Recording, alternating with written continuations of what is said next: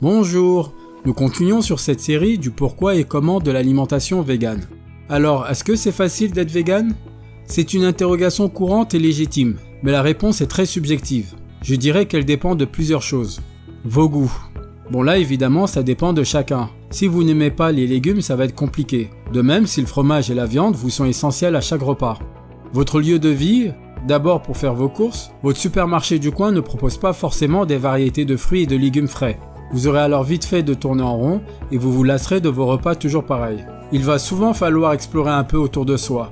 Magasins spécialisés, fermes, coopératives agricoles.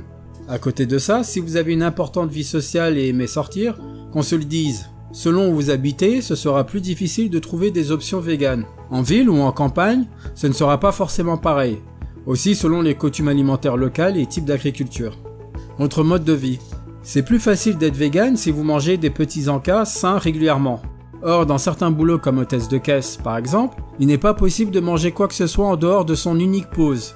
De même, si vous travaillez de 7h à 21h, ça va se compliquer un peu, car être vegan, c'est aussi cuisiner beaucoup soi-même. Je vous le rappelle, on évite les plats industriels. Ou bien, si vous êtes un grand voyageur, la difficulté du véganisme va vachement dépendre des pays où vous vous rendez. En général, les pays réputés pour proposer le plus d'options véganes sont Israël, l'Inde, Taïwan, Malaisie, Indonésie, Canada, États-Unis ou encore l'Allemagne.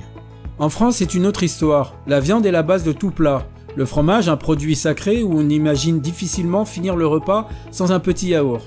Votre expérience. Si vous avez été végétarien pendant un certain temps, vous possédez de bonnes bases qui faciliteront la transition vers le véganisme. Et si vous êtes vegan depuis un certain temps, vous n'avez aucune difficulté à lire les étiquettes pour identifier les éléments véganes. De même, vous savez où aller pour trouver de bons produits et connaissez les adresses de restos vegan friendly.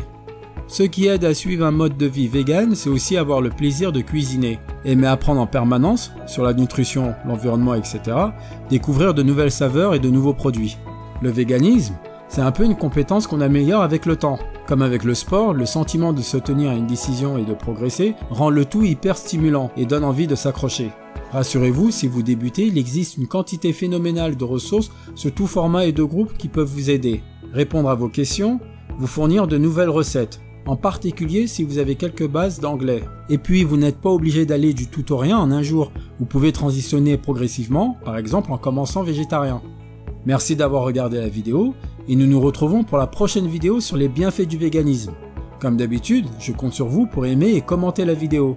Si vous êtes nouveau, abonnez-vous de suite pour ne rater aucune de mes publications et m'encourager à produire plus de contenu de qualité.